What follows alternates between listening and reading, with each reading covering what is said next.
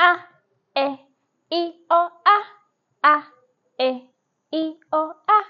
A, E, I, O, A. Can you read these words?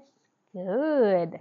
So we have 5 vowels, and today we are learning the vowel sound O. The vowel sound O. When O and T come together, they make the word O.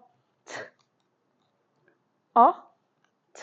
We get O, T, ot. Now, let's read some of the words that have the O sound. P, O, T, pot. P, O, T, pot. K, O, T, cot. K, O, T, cot. H, O, T, hot. H, O, T, hot. D, O, T, dot. D, O, T, dot. Nice, children. We learned the words with the vowel sound O.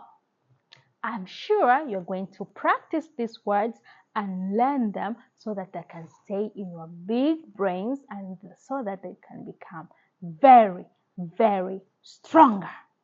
Thank you.